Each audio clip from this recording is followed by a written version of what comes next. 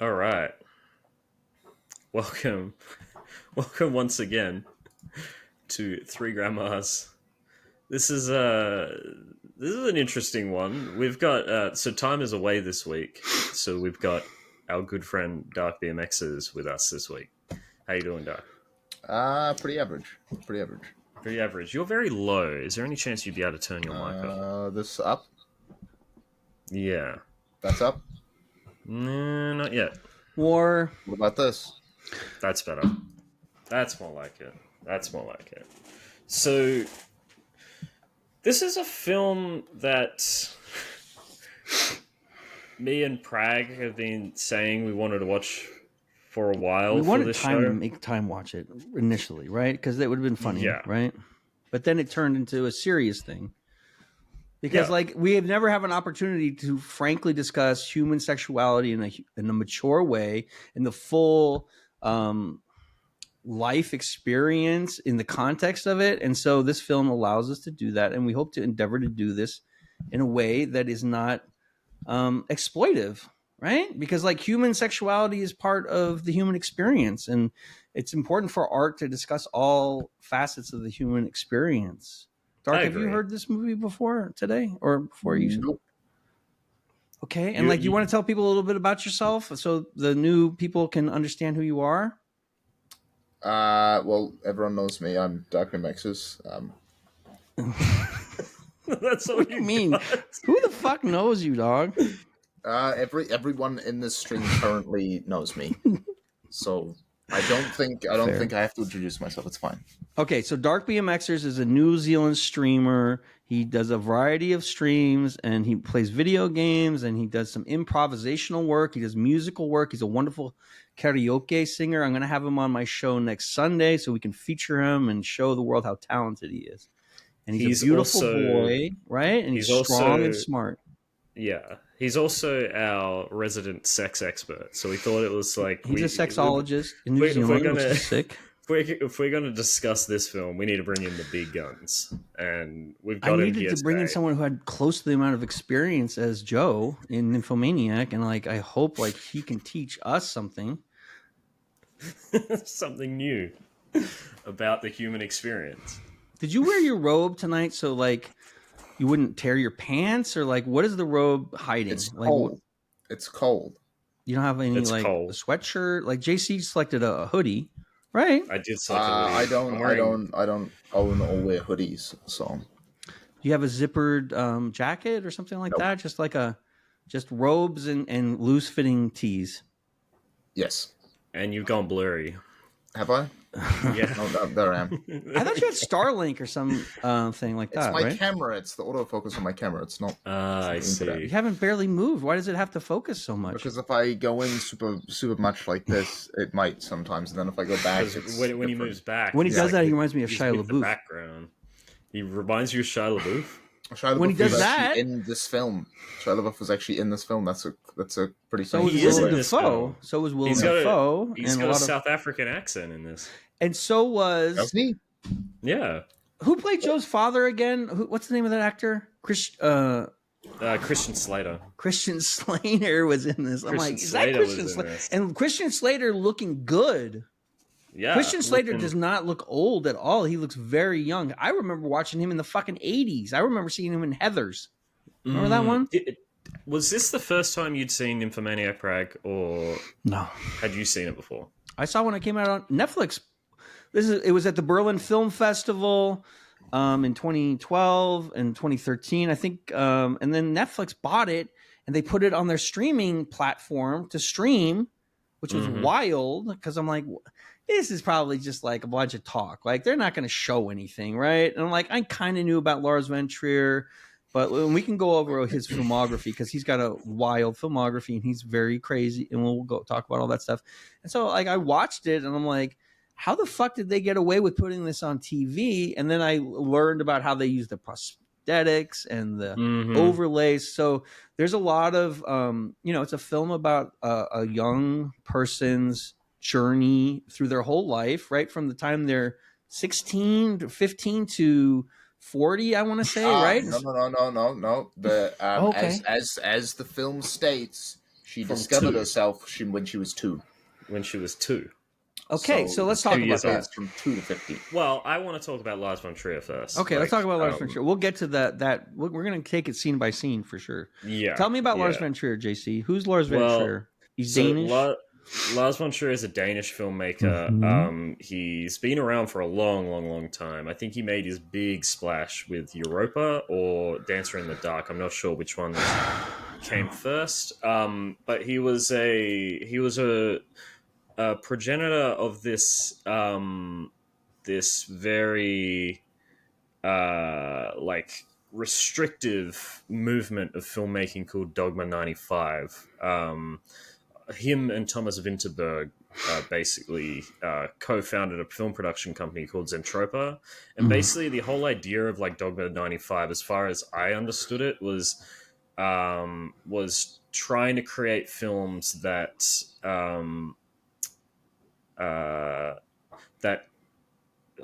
excluded special effects and excluded technology, and it was basically a set of rules on how you were allowed to tell a story, and the whole idea was to try and take back power for directors, as opposed to movie studio. And in doing that, he ended up making a lot of films that are quite provocative, and like that's kind of his whole MO is provocation and making films that beg a lot of questions that people don't want to talk about, I think, which this film does as well. Many like dozens and dozens of questions that make you grapple with issues, right? A lot of which, even in this film, I don't necessarily agree with. And also, he's also not a very good person either. Let's be honest. Right. We'll talk about Lars Von Trier. Like, essentially, there's been a lot of allegations raised against him in regards to his behavior on set to Björk, which she described as sexual harassment.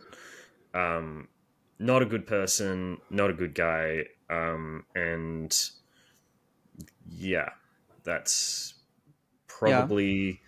He's just very artsy and touchy, and like he feels like he's the type of director that feels like he can manipulate the actors and touch them and do stuff like. And like finally, Bjork said probably the other ones didn't say anything. Like the first Von Trier movie I saw was Dogville with Nicole Kidman, which is an excellent movie, and it's set up on a sound stage with chalk outlines for the buildings. It's set in a Rocky Mountain town, and it's like a mystery where Nicole Kidman arrives and they meet the members of the town, but it's all in a warehouse and there's no buildings. It's all just like chalk stuff. So it's almost like a play.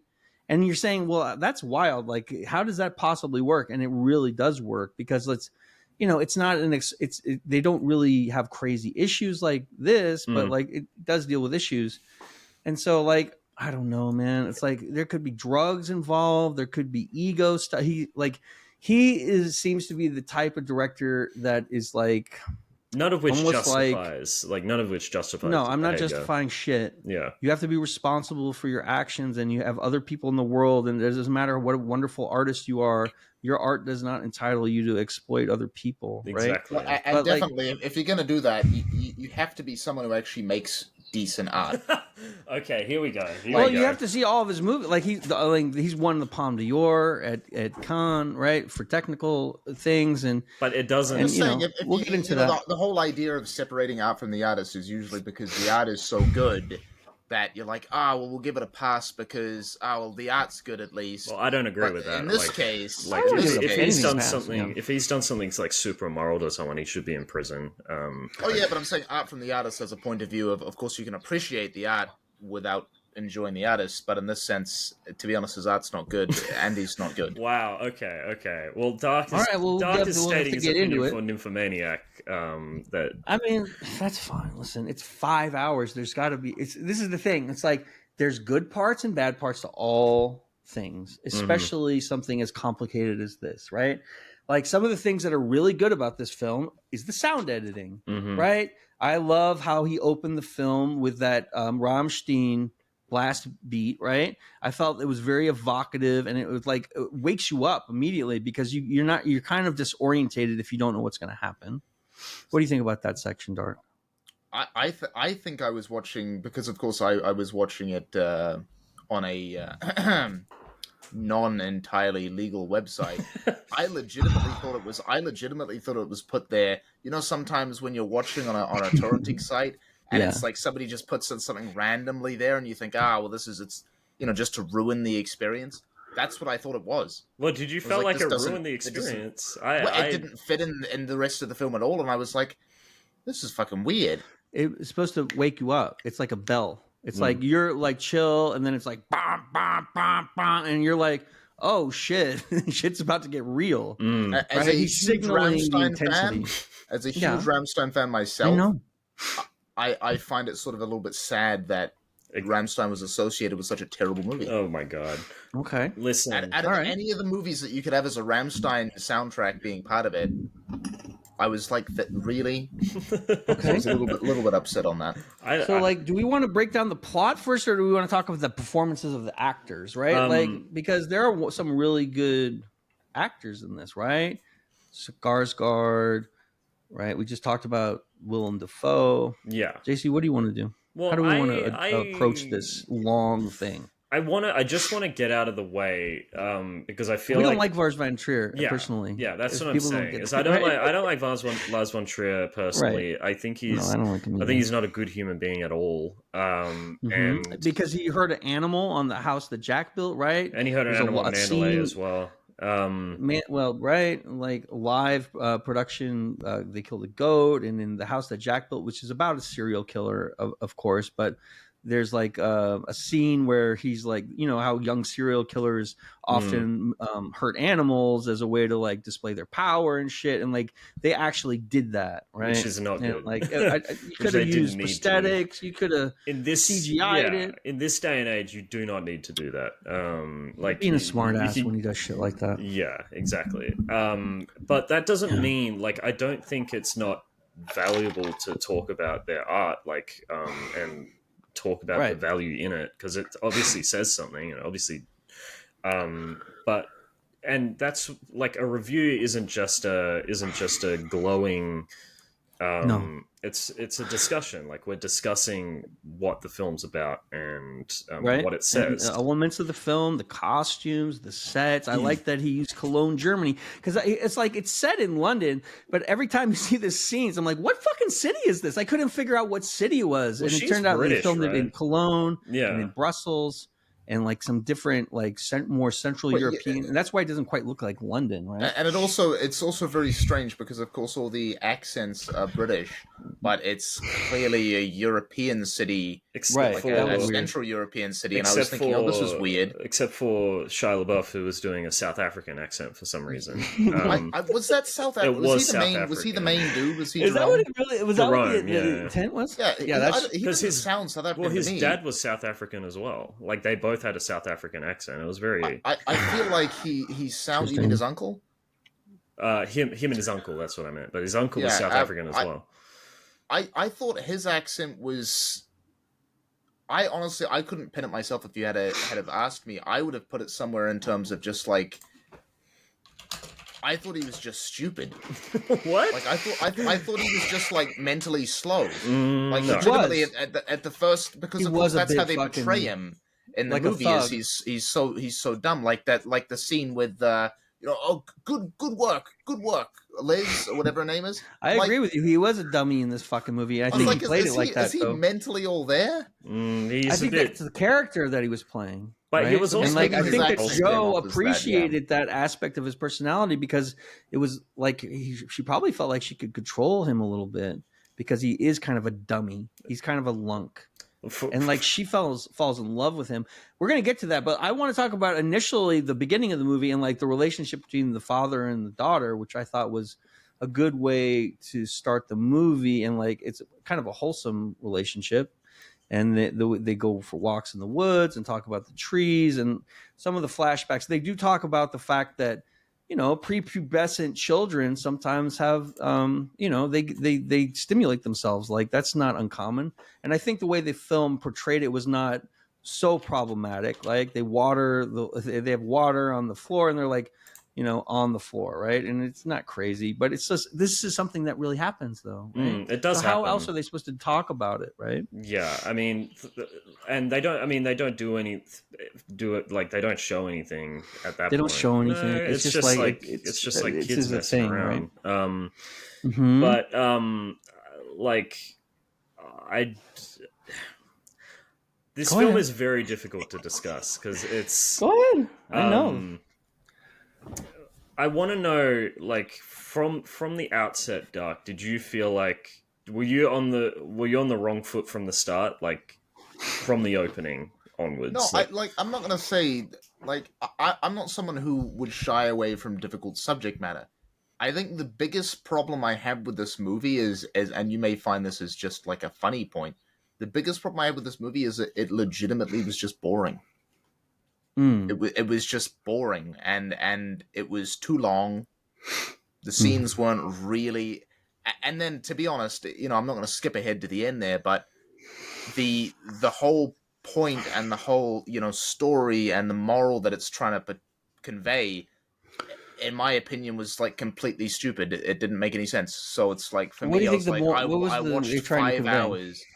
Well, it's one of it was trying to convey the idea of, or in my opinion, like the idea of, well, a few ideas, but like inherent sexuality being a certain way, or being trying to liken it to an addiction, but then also likening it to fundamental part of humanity, which is not entirely true because not everyone sort of has it. Of course, Bill was this Bill Skarsgård? Seligman. Skarsgård, yeah. His character, which is supposed to be asexual, or he thought he was. He says I'm asexual, sort of thing. Oh, it's never really appealed to me. So right. That would go complete, because there are people who are asexual completely, and that would I think it's like against the idea of the movie being 1/10 that sexuality is humanity. of the population. Yeah. It's not a huge percentage, but you know what I mean. The point of the movie was about humanity and sexuality being inherently connected, when clearly then they put a character there who doesn't have it. Well, isn't non-sexuality also sexuality? I don't like the ending at all. No, the ending was the worst part of the movie. All right, we can't jump to the ending because there's other 4.5 hours to talk about. That's why I didn't say about the ending, but I was like, no, I know. The whole point of the movie tries to make its point at the end. Yeah. Whereas let's talk about the way they set it up. Doesn't exist, sort of thing. Yeah. I don't know if you're familiar with Greek dramas, right? But they often set up a scenario, like even in Roman Cicero novels. They set up there's two voices, right? And one it's a Socratic sort of analysis, right? And so that's what Skarsgård's. He's playing the innocent, and she's playing the the deviant, whatever you want to call it, and that allows them to surround it from both sections. And Lars Von Trier uses religious imagery in everything he does, right? And so when they find Joe, she's beaten up in the middle of an alley, and this old man's like, "Oh, do you want me to call the police?" And she's like, "No," and like it turns out like the only play for him is to like let her rest in the home, and so they engage in a discussion about like what's the matter, what happened, and then she goes through her whole life history. So it's a character study of her, and then during the process he's examining each section, because her contention at every point, and there's like 8 chapters where she discusses the stories of her life, he's there to like give a more pleasing analysis of like,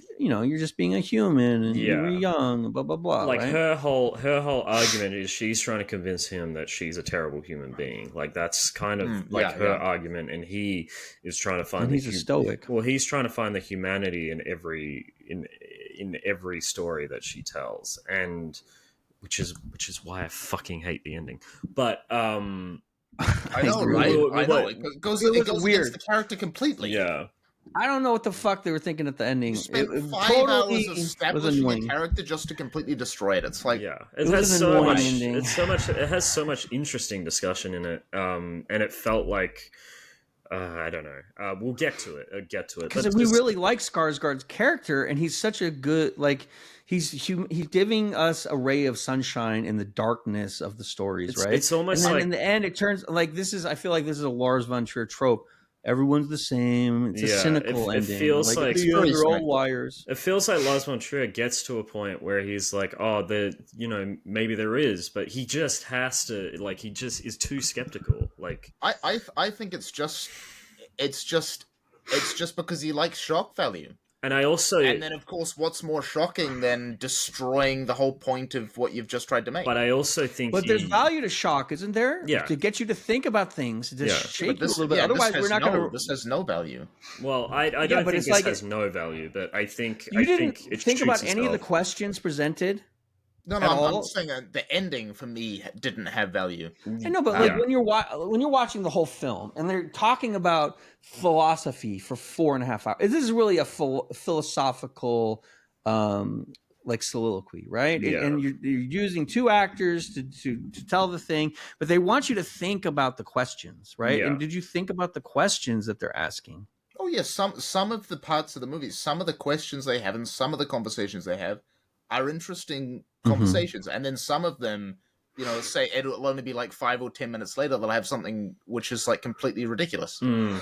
It's like I want to say that I feel like the ending is Lars Von Trier kind of telling on himself. It feels like oh, he has, he obviously he's like he knows. It feels to me like he knows what he's done, and he knows like the horrible things that he's done in the past. And he can at the same time but at the same time he can see the humanity of people. Like he's not like devoid of that. He's not ignorant to it, right? No. He can see the empathy. He sees how people feel. But he also is like, well, I'm still like this, so he has to put the character in his movie do that as well. You know what I mean? Like it feels like he's telling on himself. All right, before we get to sum it up with the ending, let's talk about one of the first things they talk about in this film is the relationship between Jo and her best friend, and one of the most early provocative scenes is they decide to go on a train and dress scandalously, and the idea is they're gonna try to sleep with as many men as possible, and it's basically kind of played like a comedy, and there is a very graphic scene, right? And what they do in this film is they use a combination of prosthetics and overlays from pornographic actors and actresses and compositing, a lot. It's right, actually but you really can't tell impressive. that when you watch it. It's actually really impressive. There was no unsimulated. There's no scenes. Besides, I thought this. I'm like, what the fuck? You can show this? So it's interesting. All of the actors, like the main actors, Charlotte Gainsbourg and Stacey Martin, Shia LaBeouf, like all the faces that you see in the film, none of them had any unsimulated sex in the film, which is shocking. Because you watch the film and it is so seamless. Like all of there were two things, and that's a technical achievement. Regardless of what you think about the totality of the film, that's a very robust achievement. Really impressive what they achieved with both compositing, editing, and basically they would replace the bottom half of the actors with pornographic actors and they'd basically seamlessly. Which is a crazy loophole when you think about it, right? Because the effect is still the same. Yeah. Nobody, unless you look it up, you're not going to know that's the fact, right? That's also another thing I sort of have an issue with it in terms of how it was made like that. It's like, why, if the whole point of the film is supposed to be pro-sexuality, why? I don't think it's pro. It's asking questions. Well, let's say that it is. No, because it shows both sides. Guys, it is pro. Listen, when she's done, she's got all kinds of medical issues, and it's not a happy scenario. I mean pro-sexuality, pro to her level, but it's inherently, obviously, more pro-sexuality than it would be. Yeah, it's in the sense that it's in the sense that it's it acknowledges the existence of sexuality at this level that a lot of conservative it's one of those things why bother going through all that effort in having I the don't know. doubles and everything like that. Well, because They want to talk about the issues. Like human not just sexuality is a very important issue. Most people have sexual lives, right? And like it's very rarely spoken of. The actors can't do any of that themselves. no, they can't because that creates an unsafe work environment, and I'm pretty sure there's laws against that. Yeah. Well, yeah, but then all they do is they push that off onto other actors. But Why that, are but other that, actors? but that, Because other they're actors, pornography. because they're pornography actors. because they're you know that's obviously They agreed to it. They agreed to it. And That's the other consent. ones didn't. That's consent. And like versus Shia LaBeouf tried out for this role by sending in a sex tape of him and his girlfriend, which is non-simulated. So like Shia, like a lot of them were down to do it, and it's just like artistic type shit. Do you guys think that Love Is Lust with jealousy added? Whoa! That is a big Well, jump. I mean, that's the first question. I think and no. Like we're gonna get to that. Like think about it a little bit, and you can talk about. Well, the no, I think she's simulated stuff. wrong, and I think Seligman makes a great good argument. I would agree with JC. It's completely yeah, weird and statement to make. she ends up disagreeing with it in the end because she falls in love, and it's genuine. And Is it? Yeah. Or is it chemical reaction that she doesn't even understand why she's in love with Shia LaBeouf because he's a fucking idiot and he's a piece of shit, really. He sucks. Right? They're both he's a pieces repulsive of shit. Like they both being. suck, right? But it happens. You know? It's yeah. And it's like a pheromone interaction that they both don't even want. And that is that love or is that just another evolutionary trait? Because like what is the reason for love? It's to keep the mom and the dad together to raise the child because the child is a human child can't survive in the wild on their own. So this construct of love chemistry is built into us, hardwired. Is that what love is, or is it a choice? And that's a very different question, right? Well, technically everything's chemical. Technically, everything you can put down to it's just a chemical reaction in your brain. I'm saying, is that it, or is there more to it? Yeah, but there's a social, cultural aspect to it as well. There's the chemical reaction of love, and there's also the choice. The social. Is it a choice though? An illusion of a choice. It's acting on it is a choice because I feel like the way you define love depends on where you're coming at it. Like you're talking about love in the like where there's two sides of the coin, and but it's difficult because obviously she had a very strong feeling for him that she couldn't really understand. But it's hard to really. Sometimes I felt like he just wanted her because like that was like she came to him first. Like this is the thing with her love of her life. Like their first interaction was she wanted to have her first de-virginization, right? And so she found the fucking local moped repairman, and she knocks on his door and says, "Listen, can you deflower me?" And he's just like a fucking animal, right? He's like. What was that? What was the Fibonacci sequence? It was like 4 and 6 or whatever. 3, 5. And it was just like gross and horrible. And like then they keep bumping into each other. And like, was that first interaction create a chemical bond between them that they don't even realize that they keep coming back to each other, not for any of like religion real and reason. Stuff. And I feel like Lars Von Trier kind of tries to have it both ways. Like that's what he kind of fills his films with is like. Both answers, questions. Yeah, not just questions, but like both answers as well, or at least like he's a fence sitter. Yeah. He kind of drips. He drips the effects of both answers essentially into his. I mean, again, this is like choose.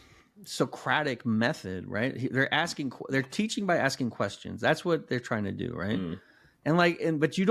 But he may not have the answer key. No, he doesn't. He's asking questions that he may not have the answers to. And I think some of the questions he does ask are interesting, like what is the nature of love and lust? And what's the difference? And of course, we all have to govern our actions, right? Because like if we start governing consciousness and thoughts and everything, like everyone would be in prison all the time, probably, right? Yeah. But it's actions that make the difference between person who's part of society is of course one of the sort of the most awkward parts of the movie, which is sort of on that note where she's sympathetic to the man who has you know, sort of a feeling towards young boys because he's never acted on it.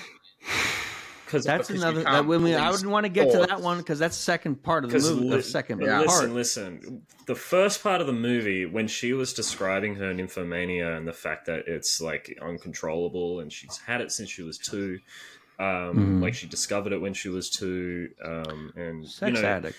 Yeah, she'd like even as kids, like they didn't know what it meant. Like they didn't know what was going on. They just liked it. So they did stuff like slipping on the floor, etc., etc., etc. It did make me wonder where the film was going to go with that logic, and whether it was going to start talking about sympathy for people who have,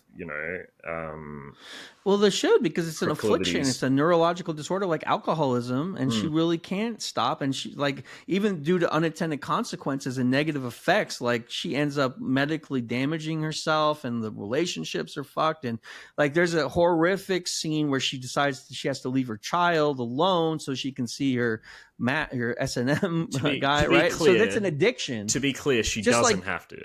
To be clear, of course not. But it's like, but the heroin addict doesn't have to go score, but it's a score situation, right? Yeah. But they point that out in the movie when she's going to sex therapy to try and become a sex addict. They do point that out as when you're an addict to alcohol or drugs, your body physically needs it, or else it goes into withdrawal. And she did.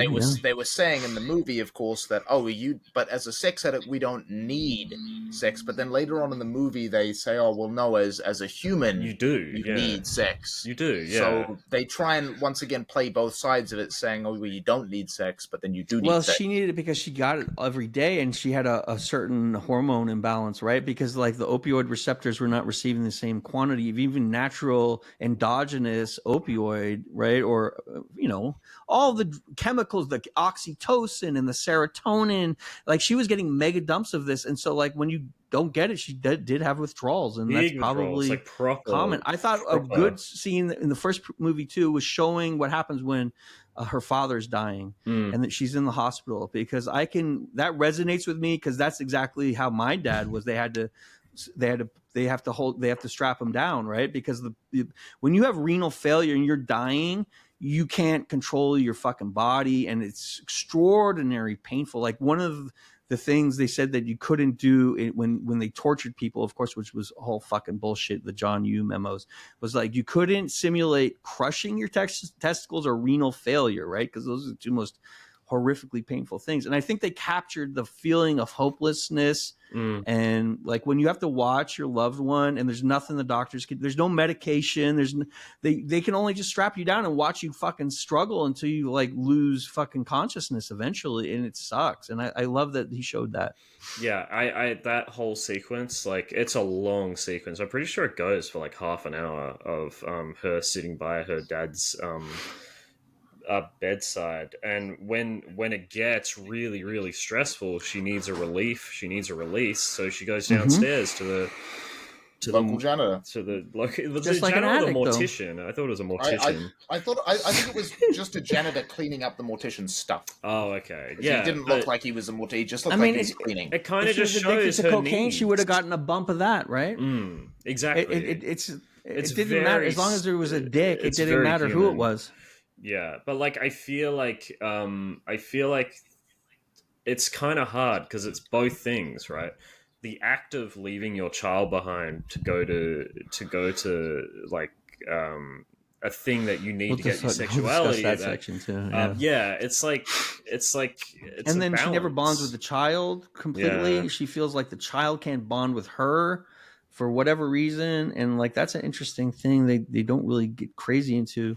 But of course, like you can never, like regardless, like you can't leave your child, right? And like then Lars Von Trier knows that the audience is going to react that way, but I think he wants to show that she can't stop. It's not a choice for her, right? And like she has horrific damage and stuff, and then eventually she uses the ability to stimulate herself, right? Partly is and partly isn't though, because she also acknowledges that what's his name, the guy she took pity on, the guy that had so eventually she turns into a collection agent for the mafia, essentially. And what she does is she uses her sexpertise to like leverage people. Yeah. Is that how you would describe it? Yeah. So she was going to reveal their proclivities, like to the public, and she tries worked to find out what's the fucking freak zone in everybody. Yeah.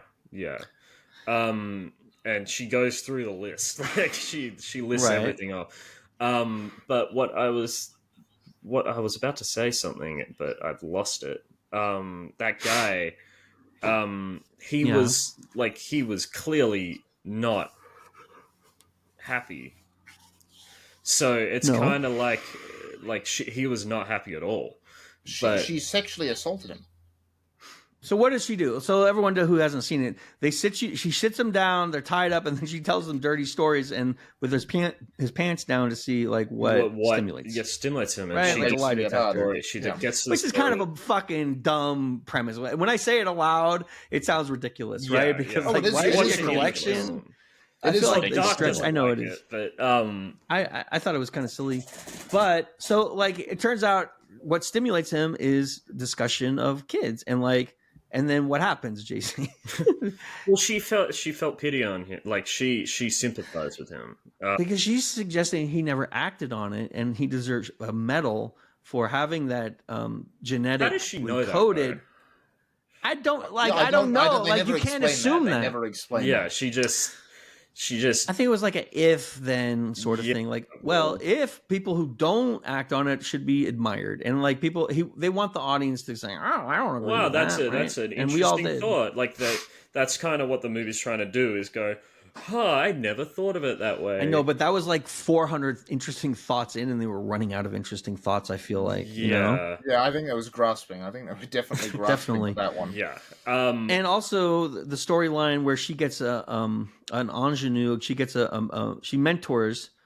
Oh my god! Yeah, that's my right. That was so crazy and problematic because she grooms this kid. Like she grooms she grooms underage person. And as soon as they're 18, she moves them in, and then they have an inappropriate relationship. But the issue is they don't even discuss that aspect. Like Seligman doesn't even bring that up. I know, it's crazy. That's the part that I don't. Timegoestowaste is in Maui. Part two, I think part one, I actually really. Part one was better than part two. Yeah, I found part two to be very just questionable. I mean, I get what they're going. They had the for. S&M stuff. They had the scene I when actually she liked the S&M stuff. I thought that whole and then they had was very. They had that weird scene where she's having an affair with a married man, and then the wife comes. Oh with my the god, kids. with Uma Thurman. And that was kind of funny at first, but I think it went on a little long because I thought the wife was kind of hilarious. The way she's like, "Oh, you want the kids to wait outside?" I actually really love that sequence. I love how long it went on for. I thought it makes you feel uncomfortable, which is what it's supposed to do. Yeah. That was good. There's some clever. effective sequences in this film. That was a good scene. Yeah, that was a good. And the problem is, I think you're expected as an audience to then, of course, say, okay, well, she sympathizes then, and now she changes her ways, and of course, then they don't do that. She says, "Oh, I didn't actually feel anything. I just kept doing what I was doing." Yeah. It's the second. It's like it's volume 2 that really. The cracks start to appear. Wait, hold on. Before we get to that, yeah. Polyphony was an interesting sequence too, where she talked about the 3 types of lovers that she mostly has had. Yeah. Right. So she has the bass tone, who's more like, I don't even know how you would describe that. More empathetic, caring, like. And then you had the super aggressive lover, right? Jaguar, like the Jaguar, and I thought that was really smart the way it was illustrated, and it was very graphic and stuff, but I think people understood it and like it made sense, and I thought it was well done. And she kind of had her perfect life at that point. Like she'd found her groove at that point. Until Shia LaBeouf comes back in your life. Well, no, she was the third part. That was the third. Yeah, he was the third part. I know, but then like, didn't she decide eventually to like marry him and like? Well, no, that was a breakup after. again. No. She decided to marry him and have a kid with him after she lost her sexual feeling. Right. Because she couldn't be with these other guys anymore because like they weren't doing anything for her anymore. And that's what I kind of think is the issue with Volume 2. Is it like that entire second part is predicated on her losing her sexual feelings. Yeah. And why does that And happen? then, because I don't know, maybe like you broke the nerve. Is that a thing Well, that it- happens, no, or is it a I don't know how to convenient look it up. thing? Do you want me to ask Sunny? I can ask Sunny right now. She'll tell I us. think it's theoretically possible. I mean, you think about it. It's like I think so. you overdrug yourself, Mhm. so your brain no Receptors are longer fucked. can actually feel, and you keep going higher. And this is what happens. A lot of people go higher and higher and higher. Well, he and they was keep talking getting about more the and more tortoise, and more the to the Achilles point and where the tortoise. Well, it's She was exactly having- it's exactly 10 the same times because a day she was having sex, right? Yeah. the Like, so that's too much. And it was just probably, like- over 10, 15 years. It's kind of like the stock market when it gets too high and then dips. And so what does Shia LaBeouf decide to do? Oh, go ahead, Dark. it's so when you overdose on drugs, because of course you need more and more and more, your body eventually gets to the point It where it can't take it crashes. anymore, and it Tolerance, overdoses, yeah. but you die because you know that's Opioid generally what receptors happens. fill, and the spillover causes your heart so- to stop. Not and just you're that, Of you course, also get a she's crash. not going to die from overstimulating herself sexually. But what happens Endogenous, is she yeah. then needs too much stimulation, and this does actually happen in the real world, where you need Sure. so much stimulation happens that with it's almost porn, right? impossible. See, And yeah, it happens a lot this with is people why with we needed overporning the themselves. sex expert Mhm. on this episode. Right, because like what happens with porn is they start with like something like pretty tame, Normal, like yep. you know, and then you have to keep ratcheting it up, and then you go back to that thing, and it's like a leapfrog It's into the the same. next It's a drug. extreme It's thing. like a It's the drug. same thing, Mm. just like a drug. And like sex works like a drug, right? It works on your brain the same way, but so do video games, and so does gambling. It's all. And social media works the same way too, and all of these things we have to be aware and, of. and right? there is legitimately anything and everything you can get addicted to. Mm. Like Anything there are that stimulates the endorphins, absolutely. anything that gets your brain going like that, you can get addicted to. Yeah. Some people have a natural addictive personality and addictive. So it can Absolutely. happen. Like Yeah, so some things it can be the smallest thing can make someone addicted if they're really that way inclined. Mm. Or you've got some people who can try every single drug under the sun and not get addicted at Not at all. all, yeah. Mhm. It's It's like- very, very ballistic. It's genetic. People get addicted to virtuous things like exercise and like anything that Yeah, you Yeah. can become has an anything. You can get addicted to. Well, you've got adrenaline junkies who. It starts out as just a normal, okay, I like rock climbing, I like skydiving, and then they get to the point when they need more and more and more, and they're doing some crazy stuff Mm. to the point where they end up sometimes dying. Mm. It's the same thing. Everything works. If you don't like treat that. addiction, you're gonna die. Yeah. It's guaranteed, and it's a disease that only gets and worse. she would have kept going down that route with the S&M stuff because that was where it was going. Is more and more and more and more. Right, her husband And sent she- her yeah, to and sleep with she other did. men initially, right? And she did end up getting hurt. Like physically, she ended It up ruined getting. her. Yeah, Yeah. it completely ruined her body. Broke her. Mm. So it's What do you guys make of the scene when that one scene on Christmas when she has the breakdown with Shia, and then she goes back to the S&M guy Mm. and kind of like changes the power dynamic a Yeah. little bit, right? Yeah. What was that about? I mean, I just think that it was it's what she was looking for, like the whole time is, like she went in there, it wasn't doing much for her. Like it was obviously getting her aroused, but it wasn't enough. And she realized that it was that dynamic that she actually enjoys is her having the power, essentially being a dominatrix, which is then what ends up being her job, and that starts working for her, which is good. I think that's good writing. I think it's solid. I just think it's a lot of That actor was good too, right? The S&M guy. Jamie Bell, yeah, he's great.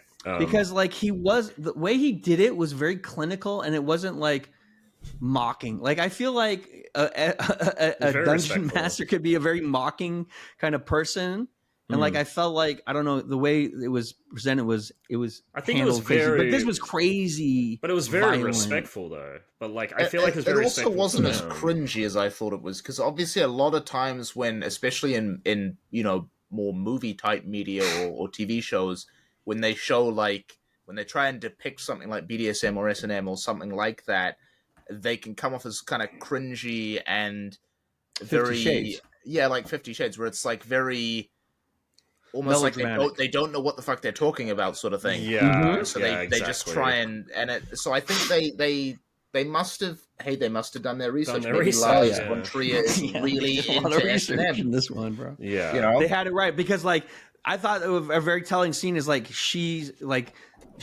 teaches her how to make the ropes for the cat o' nine tails, and then he gives it to her at Christmas, right? And then he beats the shit out of her with it, and that's very classic. But she wanted to. That's the thing. It's like it's about control, right? And it's about like giving it up and like thinking about like it's complicated, but I think the like there's three main issues I have with Volume 2, because I think Volume 1 is pretty solid. I don't really have too many issues with Volume 2, but Volume 1 I should say.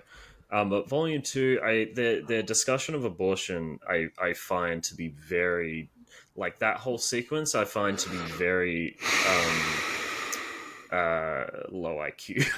is the way let's I'd talk put about it. it. Well, so like she gets pregnant, right? And and she's discussing the details of it, right? Like that's and they're both of them are pro-choice. Both Seligman and her, and he's saying you shouldn't discuss like the details of it because then you're scaring people into not wanting abortions. And she's saying no, it's important to know the details because that's my experience. That's what I go through. But like, I feel like they leave it at that. Like they don't go any deeper. And my issue is like the reason why you should discuss the details of abortion isn't because there's only two options, right? If you make abortion illegal, it doesn't reduce abortions; they just happen unsafely. Or you make it legal and it happens much safer, right? So then when you discuss the details, you discuss how, it's not. Well, people should always know what's going to happen when there's a doctor in the room. Like you should know what the process is. It helps actually the patient because it's the fear is the unknown, right? But then also discussing how bad it is when it's you're doing it by yourself. Like those are two options. There's no option where there's no abortion. Like that's just that. They slightly got into that with when she done it, and she was like, "Oh, if I was under anesthesia, the fetus wouldn't have felt anything, but because I had to do it myself, it did." Yeah, but then Seligman's argument is if you discuss all those like gruesome details, then society won't want it, and we get rid of it. But no, society will see that. They'll see if you discuss it. Nobody wants to have an abortion. No, it's usually because of a problem, and it's usually a horrible crisis for everyone involved. And like the only way to deal with it is the way they do it medically, and like try to have standards. That's my issue with that scene is like they don't go into that. Like she says we deserve to be heard. Like our story deserves to be heard, and then he says no, we shouldn't discuss the details of it because then people will be scared. But then they don't go into the fact that if you do discuss the details, what am I trying to say? They basically say like the film is basically saying there is three options: no abortions, but unsafe, and then abortions in a clinic, right? But the society where no abortions happen doesn't exist. Like it just doesn't happen. It's right. But they don't discuss that. That's my main issue with it. Is it doesn't go. I mean, it's also from a European perspective where they're already much more inclined to like say, "Listen, we're not going backwards." Like I come from the Middle Ages country where we're trying to recreate the 1890s. Some days, it's fucking nuts. And like, yeah, it's like obviously it's got to be safe, and like otherwise, like if to have it in multiple states means people have to travel, and if you're not wealthy and you can't take time from work, you can't travel, and so you have unintended or pregnancies, right? Yeah. It's I think it's another thing, of course, because they mention or they liken knowing how abortions are performed to knowing how your meat is made. Yeah.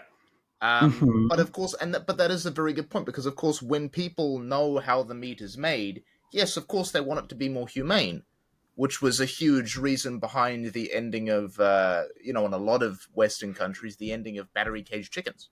Now, we still eat chickens. We still eat chickens. We still kill chickens. We still eat chickens. But now we're not keeping them in torture. I mean, we are, but... Well, not in a cage. Right, but you're trying to move in the right direction, even though it's not, of course, right yet, right? Of course, people like, obviously, when they hear about it, of course, people like their meat to be less tortured when they eat it. Generally, but you can't do that with an abortion. That's the way it's done. I mean, it depends on when in the cycle it is. If it's in the first, it depends if we're talking about how far the development is, and if you're having an abortion in the 4th or 5th or 6th month, there's usually a problem with the lungs are growing outside the baby, or there's half a kidney and one liver, or half a liver and a kidney, and it's the baby's not viable, and that's a tragedy for everyone. Everyone's miserable about that. None of which means that abortion should be illegal. Of course not. If you made it illegal, it makes it worse. There's just going to be... doesn't make any fucking sense. Just makes more abortions, but unsafe ones, not clinically run. It gets worse. And this is why the majority of people who... the majority of people who would be pro-abortion are also, of course, pro-abortion very early on, because once again it's reducing the suffering and pro-education of the potential and pro-education of abortion and it was sex her and it was her it was it's like one of the things you're always asking, is she a bad person, is she a bad person, is she a bad person? There are quite a few instances where you would just fundamentally say yes, she is. She made the choice not to take birth control but continue having sex with 10 people a day. Yeah, but she had a reason, though. She had a reason. But regardless of what a reason is... It's very boring.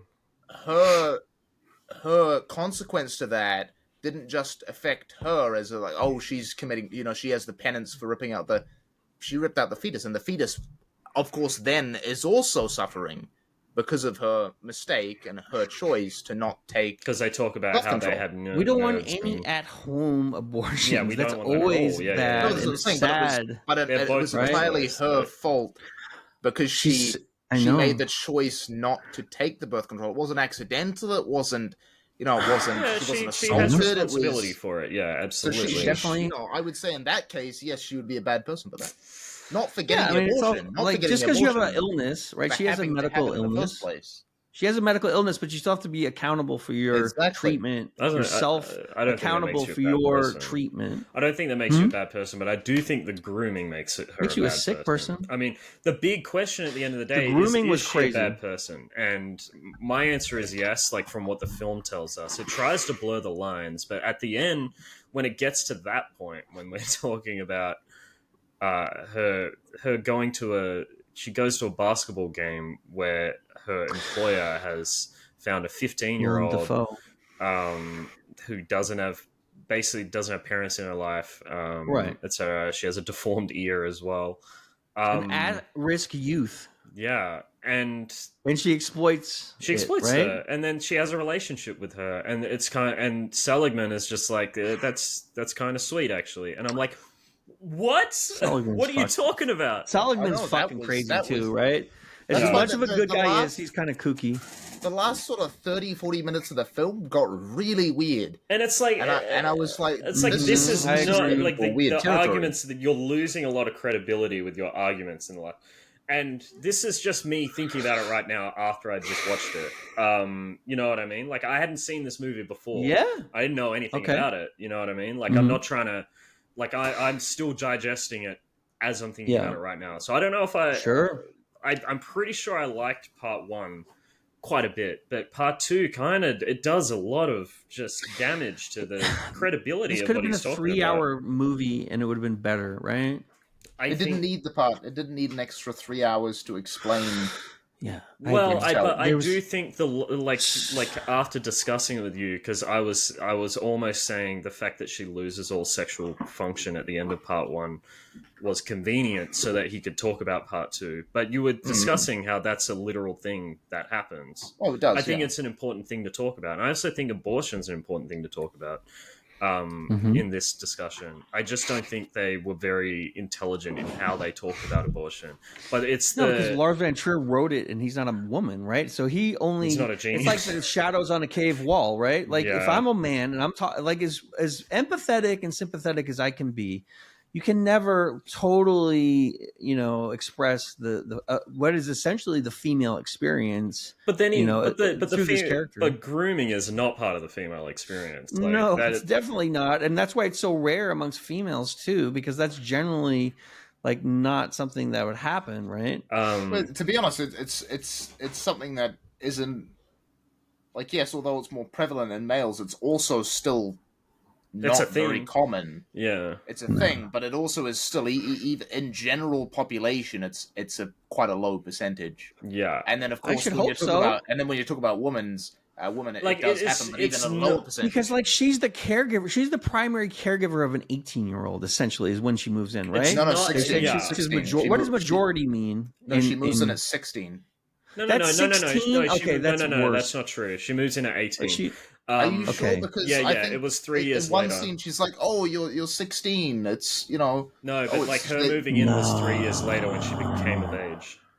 But it's still totally inappropriate because like you've had a mentor relationship with this child who's like barely like, even if you're 18, you're not mentally developed enough to make a conscientious decision about that, right? Yeah, and it's like very it has the opposite message of, and then what happens from it though, right? Because like eventually it blows up in Joe's face. Yeah, because she's sending this one out to like essentially do the job that she was doing, manipulate people sexually, and then she gets mad when she does it to her ex-husband, right? Shia LaBeouf, who's always getting into trouble. It wasn't Shia LaBeouf anymore, though. It was another actor. Oh, they had a different actor. Well, I just like to call that character. I didn't think they were the same person because...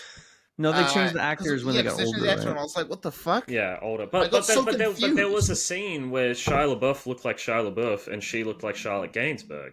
So that's what was confusing to me. I know, right? It's like Shia LaBeouf and Charlotte Gainsbourg had a scene together, but I don't know how much older she was in that. Yeah. Why didn't they just use some form of aging up CGI? Oh no! Because it doesn't work that great. And also, Lars Von Trier is really against in 2013. That. Like like that's what I was talking about. His like film movement, Dogma 95. He doesn't like to use like special effects like that. He uses a Yoda mask in most films to maybe he should women. be part of a film movement against sexual harassment. That's a good idea. I think so too. Yeah. He should probably that's a better usage of his time. Yeah.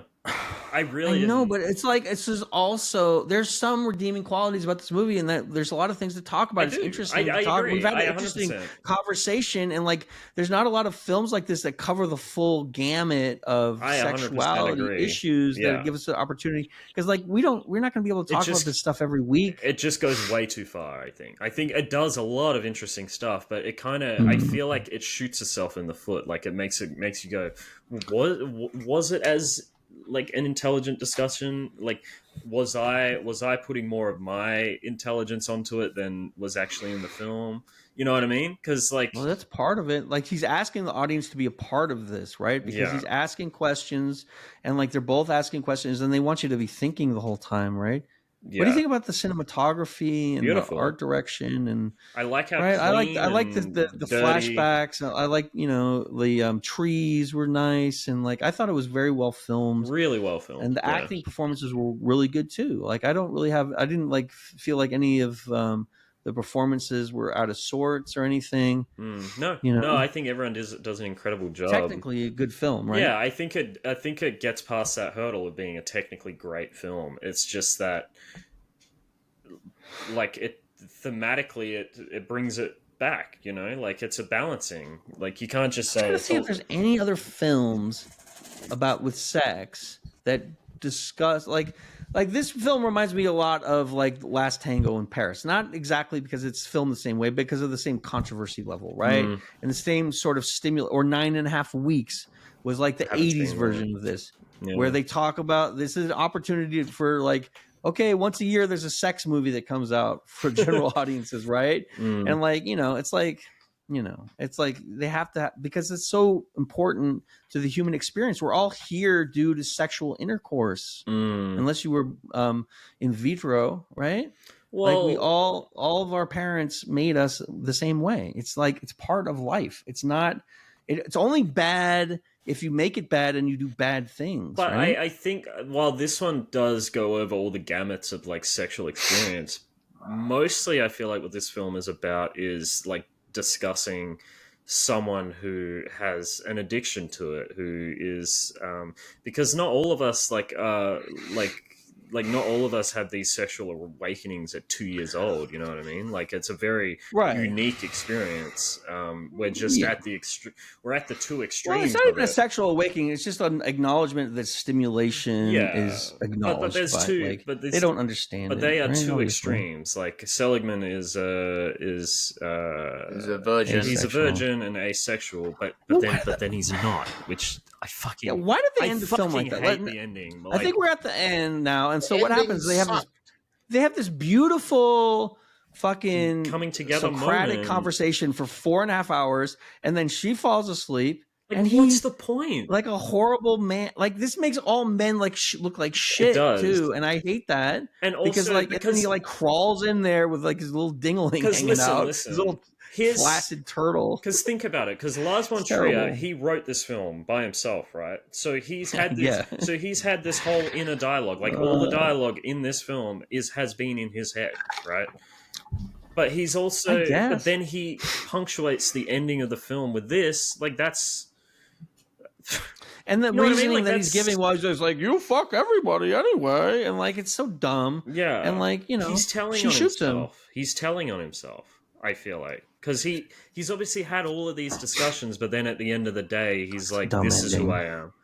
You know, I would have just liked to see them go each other's separate ways. We're not all you, Lars. And that's another problem as well, is because, of course, if it is from that point of view, and Lars is thinking of himself only, of course, it's another thing where he can't tell the experience of someone who would be genuinely asexual. Yeah. Because there are genuinely asexual people, or people who, for other reasons, aside from even asexuality, would still not go and try and sexually assault someone who's just told them a traumatic tale about their life, as I think quite a lot of people wouldn't in that position. Not all drug addicts will kill somebody for drugs too, right? It's just because you're an addict doesn't mean you necessarily have to make evil actions. Here's what I'll say, Prag, because like you're talking about this film, like you're saying it covers a lot of facets of like sexual experience. I'm glad that it allows me to think about and talk about these subjects. Yeah, but here's what I'm mostly what I like. I feel like there's been a whole collection of films that hone in on like specific parts of it much better. I love.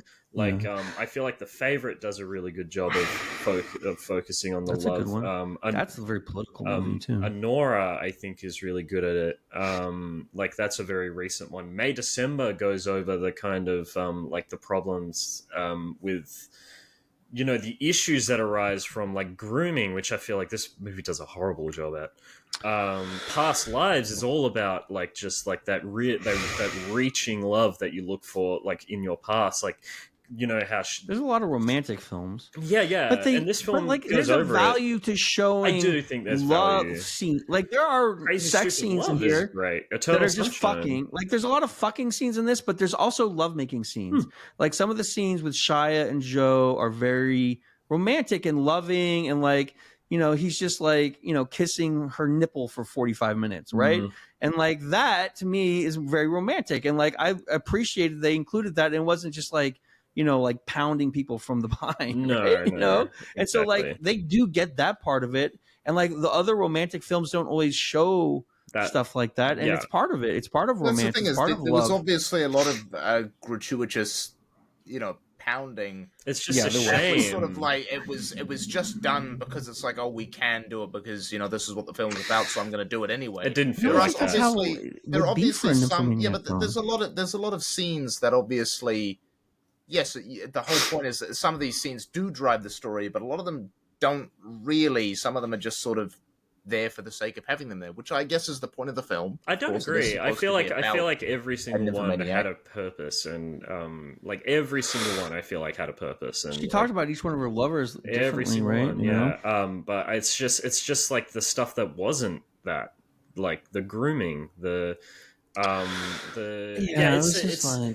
could have been much more appealable film if they didn't have grooming scene they had. I mean, they could have discussed another, grooming, but that's the thing. That was another part of the the love side they showed, where they had the Jerome love sequence, of course, and then the other one where it shows the only other sort of more love she's had was when she was grooming this child. And no. What about the fat guy who gave her a bath and was kissing her feet? That was love. That wasn't. It was caretaking. It was gentle. It was caring. But it wasn't the only two times really in the film that she actually has love moments are with Jerome and with what's the name? The other one. Really? Just because they're being tender with her doesn't mean it's necessarily it's just a different style. Her name was P. Like I feel like she was more in love with the S&M guy. Because she was like running over there, like she ran to him when there was a problem. Amazing, like she appreciated his control and his. I almost feel like this film is a bit of like a deconstruction of love and more like just like relationships and how interesting relationships can be.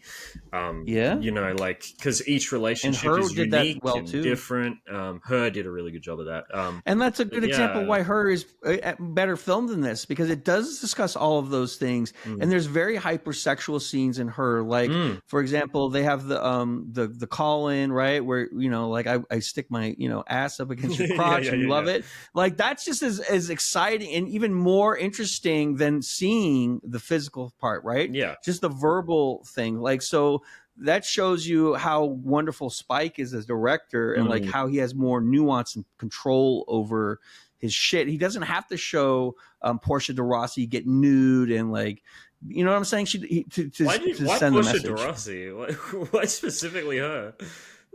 Oh, I'm sorry. Is that the name of the actor that played the surrogate in Her? No. That was Portia Doubleday. Okay, I'm sorry. I got the Rossi mixed with Doubleday. JC, do I have to go to prison now? Ellen's wife? It's very close. Listen, Rossi and Doubleday is not bad, and a Portia, it's the same name. It is the same name. You're right. I'm just saying, there's like ways to do the questions in this film in a way that isn't as yeah, but I feel like there is stuff that I do like about this film. Like I really do like the relationship between her and Jamie Bell, the S&M guy. Like I think that's I think that's the shining part of Volume 2. And I like most of Volume 1. I really like her friendship with her friend who ends up whispering to her, "The secret of sex is love." Which there's been movies that we've talked about, a movie that has that exact theme. Don John, you remember that? That was absolutely. That's one of the movies I picked. That's a very excellent movie that allows us to talk about these things. And that movie goes into it as well. A lot of facets. A lot of things in that movie, right? Yeah. And especially the integration of social media and sexuality and how it compromises people's ability to make real relationships, because he's a porn addict, essentially. That's what that film's about. Dark Bmx, I want to ask you, do you find because like part 1 is obviously like deeply, like Volume 1 is obviously deeply connected to Volume 2. Do you feel like the ending of Volume 1 kind of belies the ending of Volume 2 kind of belies the intelligence of Volume 1, or do you feel like it still stands alone? Because I actually quite enjoy Volume 1. I think, Volume 1 and certain parts of Volume 2, like I said, with the overall, I think is a bad series of films because of, if I take it as a whole, yeah. But of course, if you were to tell me to watch part 1 without seeing part 2 at all, and I didn't even know there was a part 2, I would have come away from part 1 thinking, okay, that's there's a few good points made there. There's a few things that have but overall part 1 was pretty good. Do you have a And problem then with the technicals? No, not really. Okay, I mean that's think, part of your score, right? I wouldn't say I'll put like when you guys are saying, "Oh, it's a technically great film." I didn't say great, competent. I think it was okay.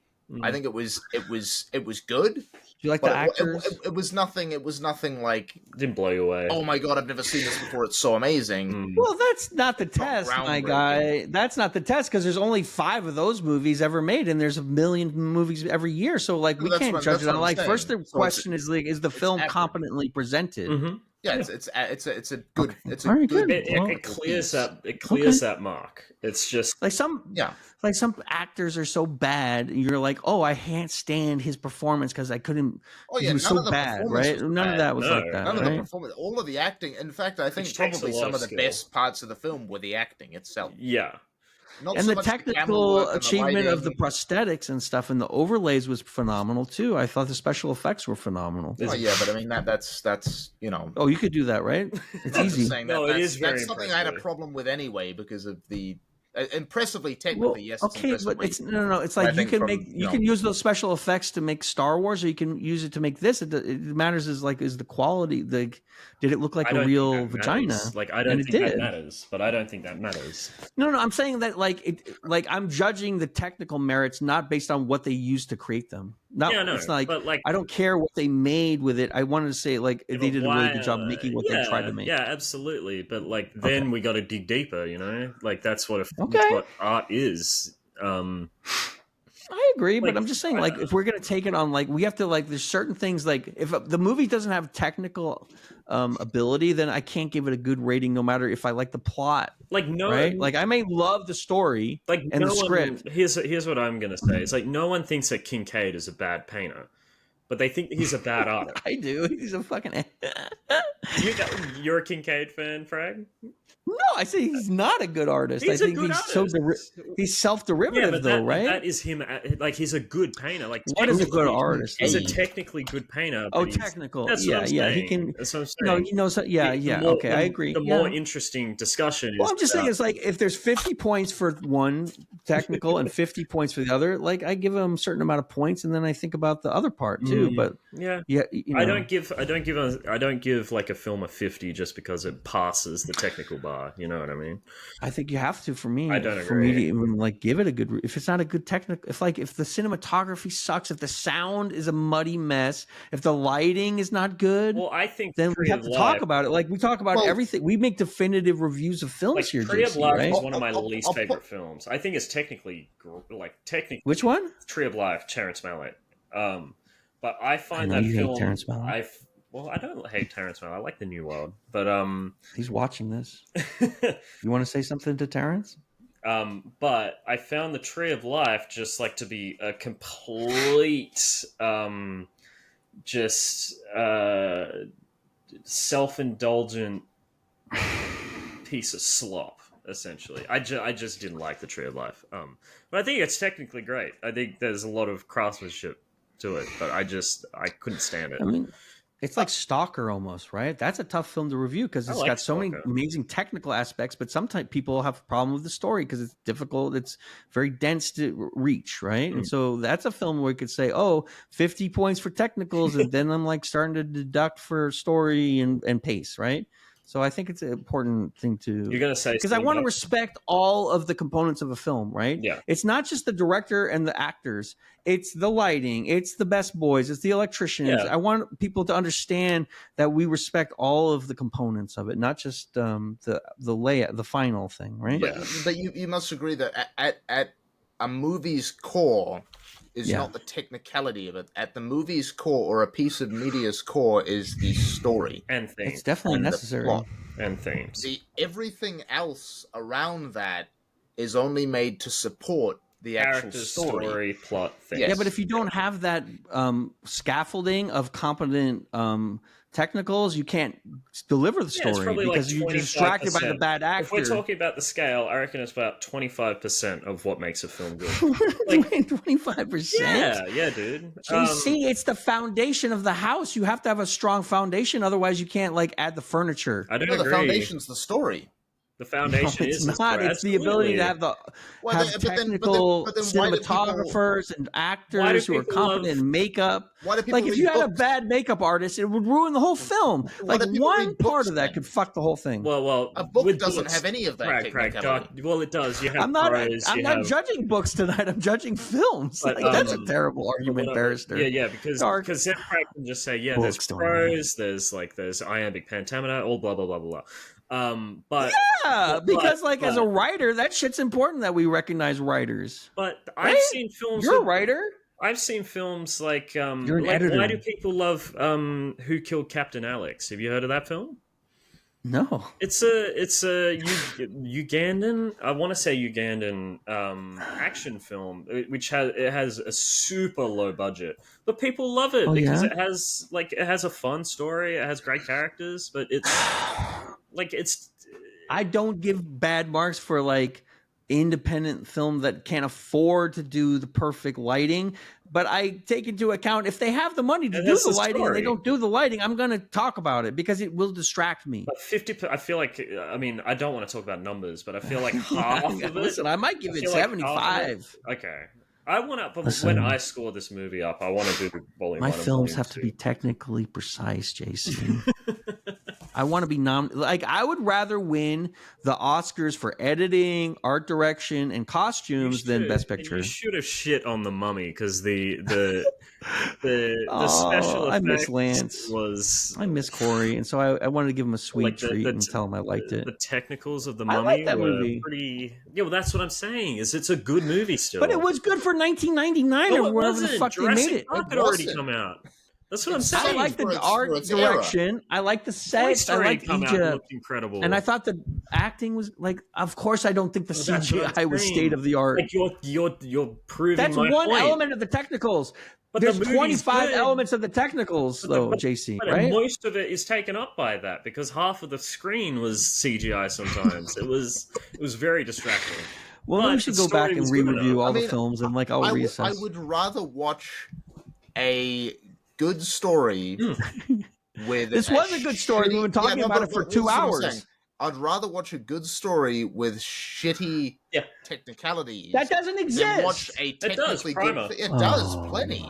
You seen Primer? I'm a Doctor Who fan. The majority of Doctor Who episodes the original Doctor Who look like shit. But the story is great. Yeah, but that can be charming if it's put in the context of the time and stuff. That's what makes Doctor Who fun is the jankiness, right? We're talking about jankiness and ironica at some point too. No, we love how the Daleks they make terrible. No, but it's great. But they're trying. But the story's I'm more interested. They're trying. Sometimes you see lazy shit in movies. Yourself, Prag. You're contradicting yourself because you're talking about how the technicals are the bedrock, but then you give a pass to ones. It's foundational.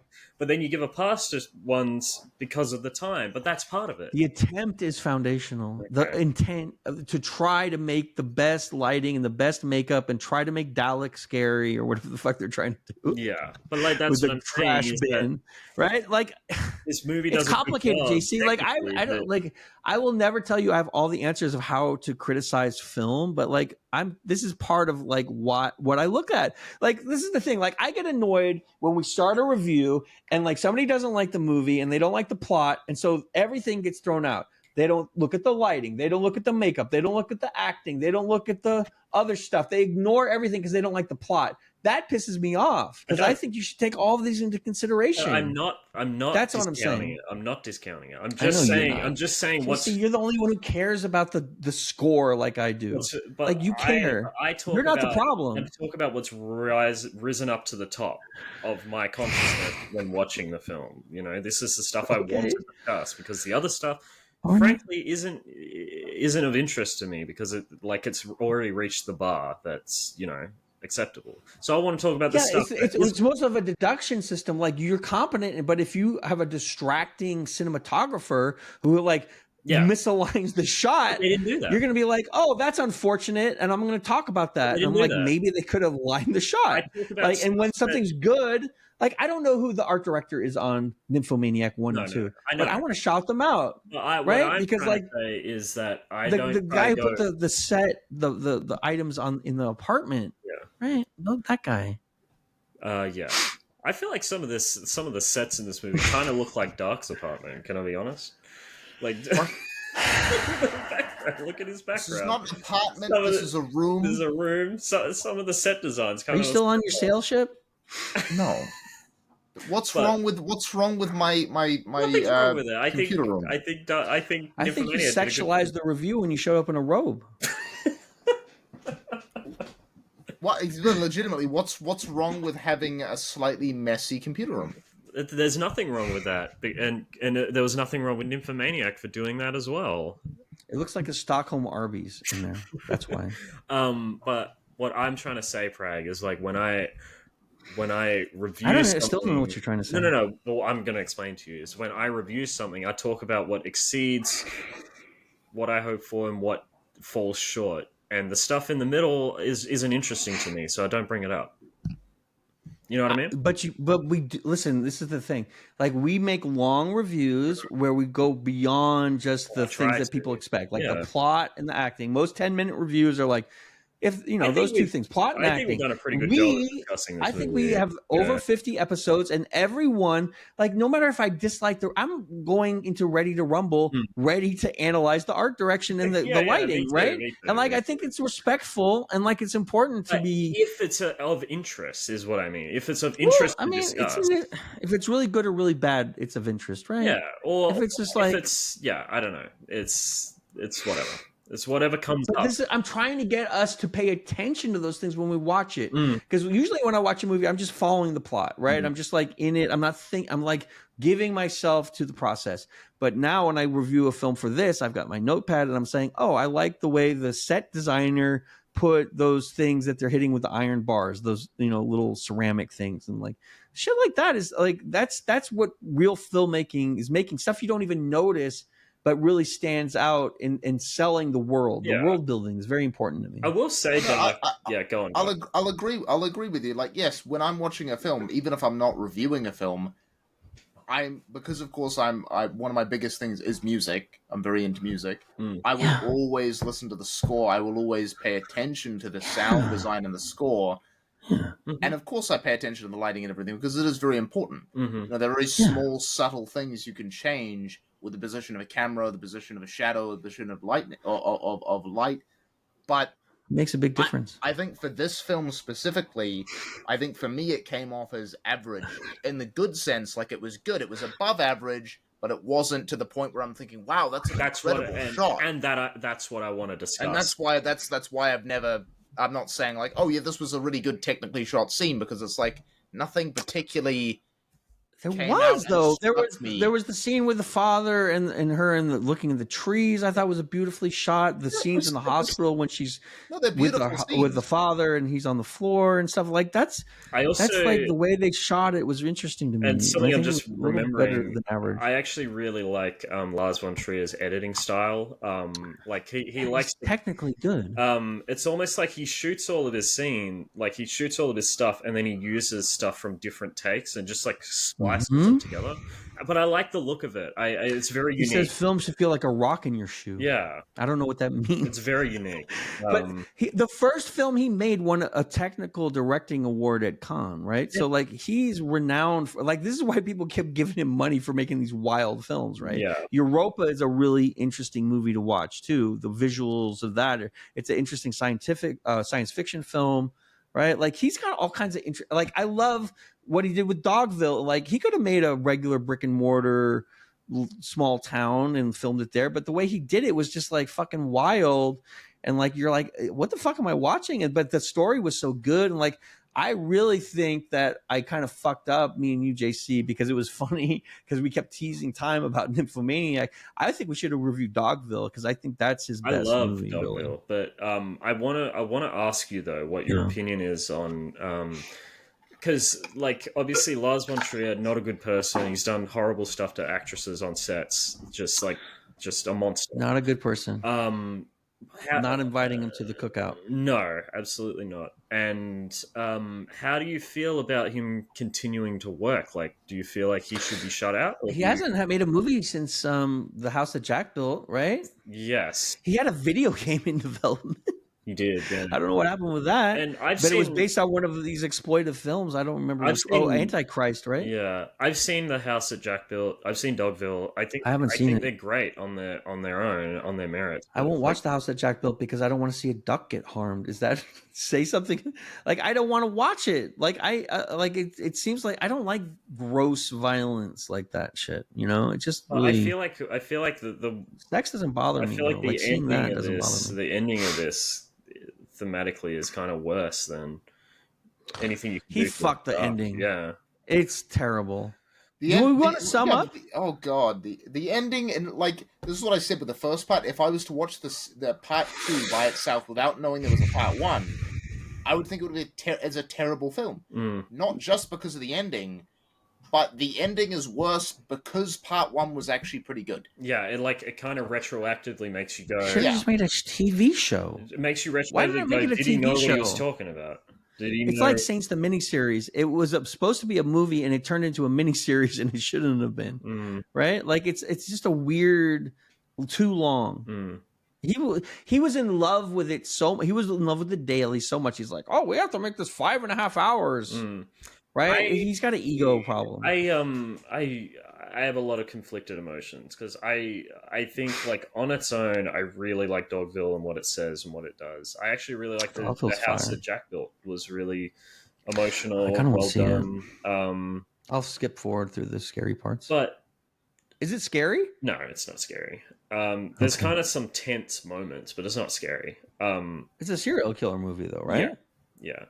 But I just I feel like there needs to be a discussion about like where's the line as to whether it's responsible to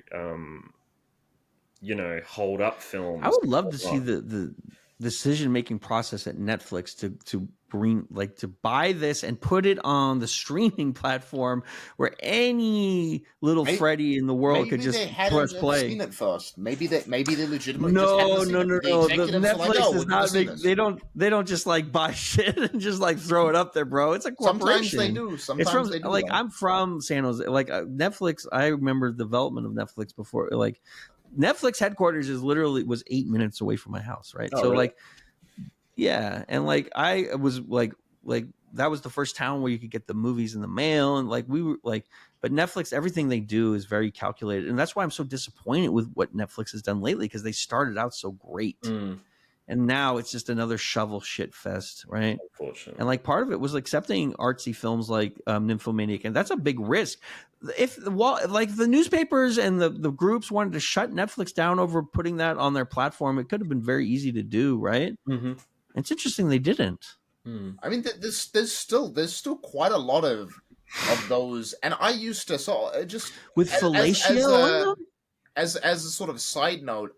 I used to, because I had Netflix for a while. I used to always avoid any movie that had the N logo next to it. I was like, oh, this is gonna be crap because a couple of the movies I'd first seen, back when Netflix was their still quality control starting out, their quality was so shit early on. Oh yeah, they would take anything, so for years I would refuse to watch any Netflix things, and then now there's been a number of Netflix shows specifically and shows and TV and movies, that have been like honestly some of the best series and movies I've ever seen. Yeah, Beef is sure. It's so they had a lot crazy. More in the beginning too.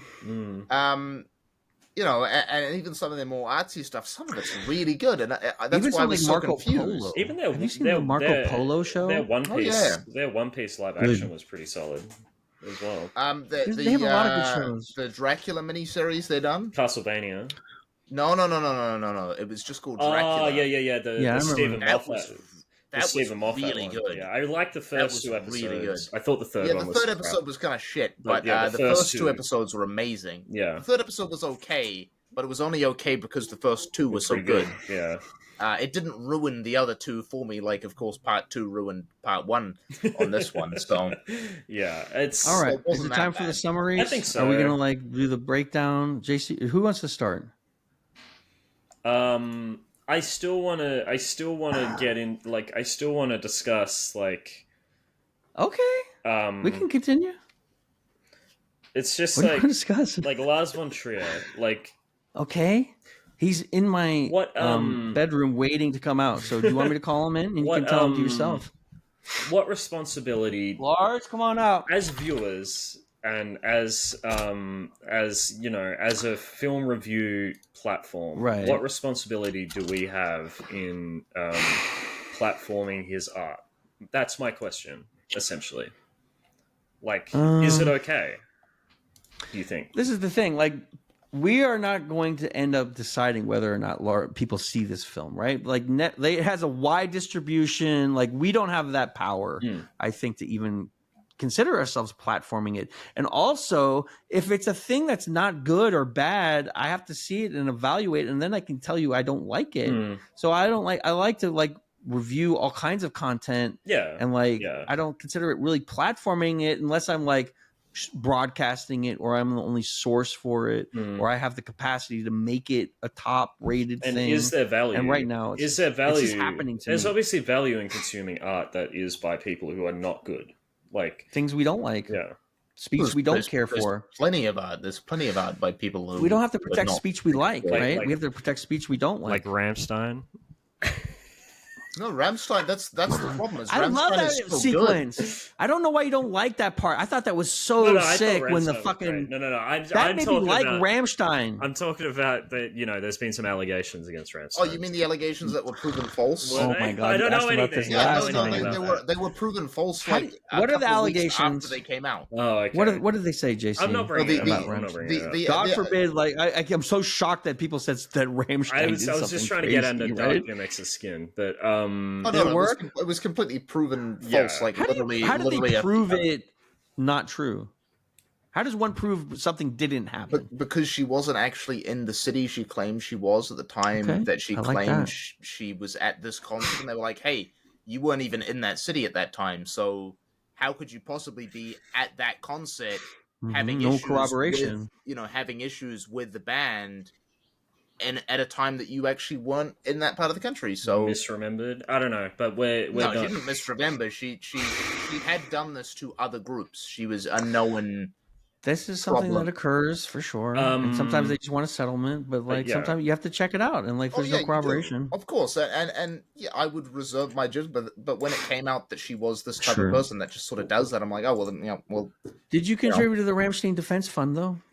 don't. Their legal defense? But Like, if- you're an if you would ask advocate, me- if you would ask me, But you're if- obviously up on the case, and like you can like defend them quite appropriately in public. I think you're a wonderful spokesman. You No, but should be it's the like- New it's like, would Zealand you- would Rammstein you- communications officer. if you would ask me, would I still listen to Rammstein if those allegations were true?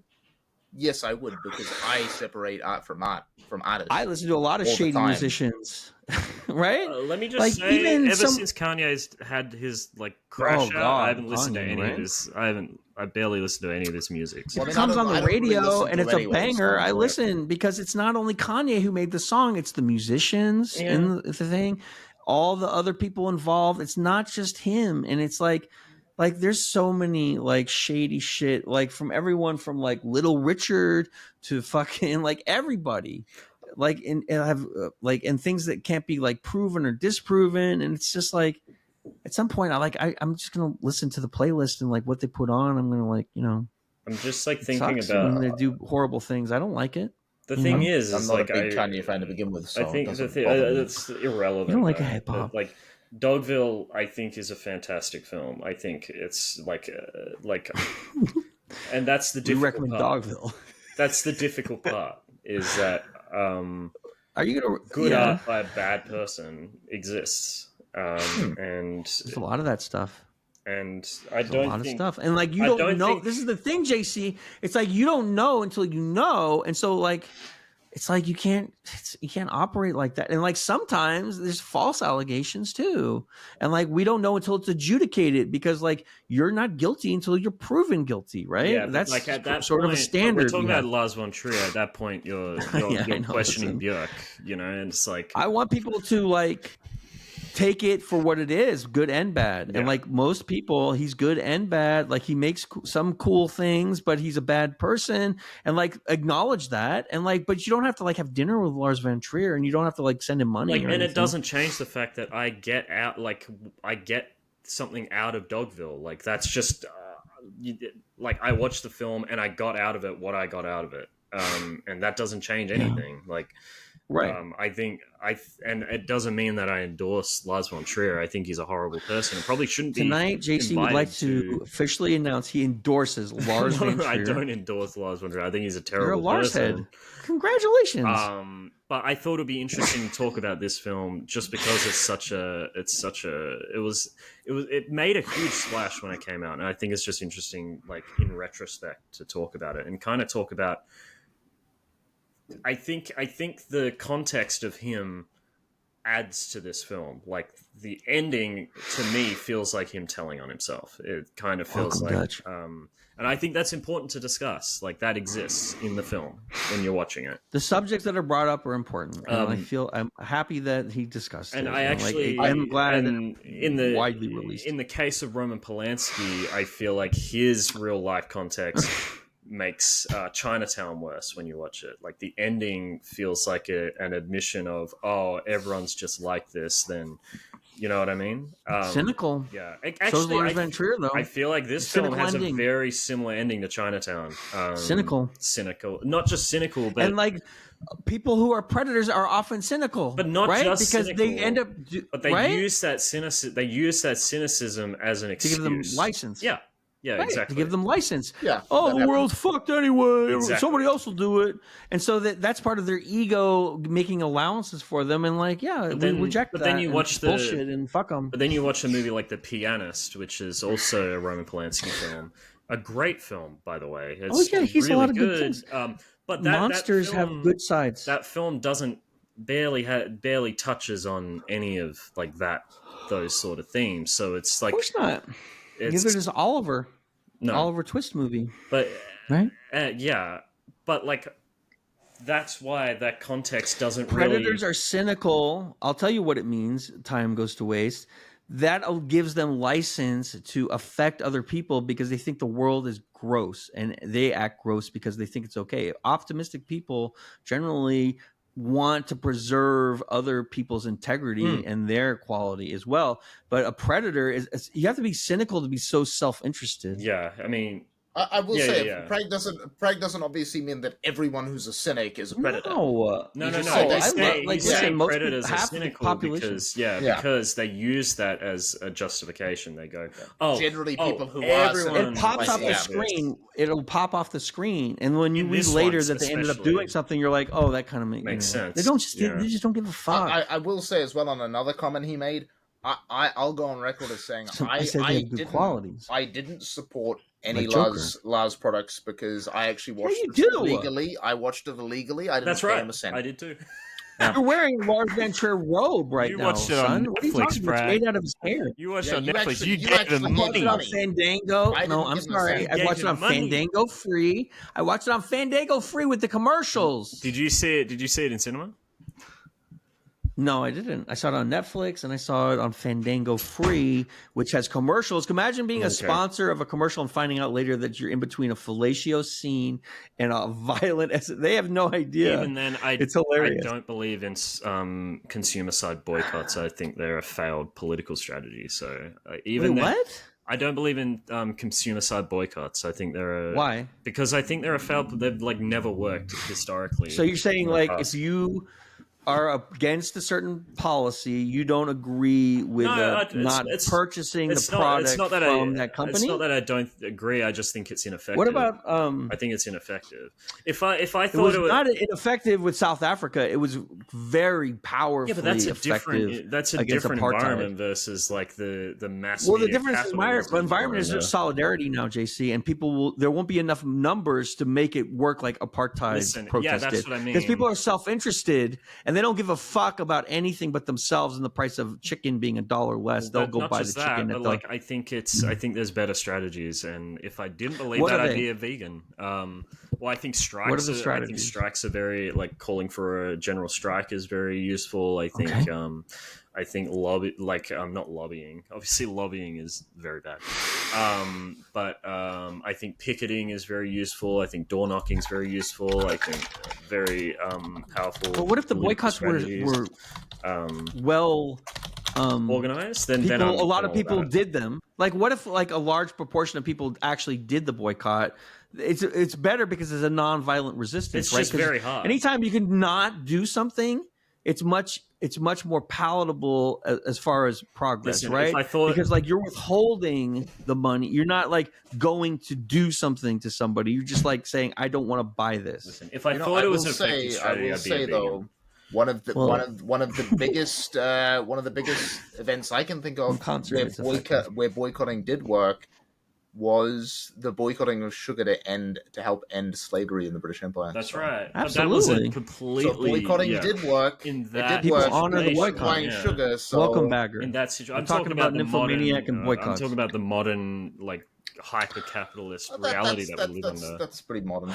The reason is they don't work is they're not organized like they used to be. Now it's just like wildcat shit, and there's not enough people behind it in order to work. But if you organize it and communicate effectively, they're highly. I just think there's better strategies like strikes and etc. I think you should have a holistic approach, and you have to do all of the things. I do have a holistic all approach. of the things. Yeah. Don't have any of your roads cut off. No. You have to do all the things, because if you're a small group against a power elite, you have to use all the avenues Yeah. within reason to keep your thing going until you create enough popular sentiment to hopefully codify it through law, right? I have a question. Like J.K. Rowling, we all know, bad person, right? All right, we're gonna do J.K. Rowling now? Yeah, Oh, J.K. sure. Rowling, bad person. Okay. Like not just anti-trans, but like. Now, what did she do? Well, Let's run down literally J.K. has Rowling. I don't follow literally has her tea very parties closely. with Nazis and tries to influence. Why people does she? with politics. She wasn't always like that, was she? Which Nazi did she have a tea party? Wait, what is going on? What's her name? Kelly Jane King. Who Kelly. the heck is that? Who's Kelly that? Jean.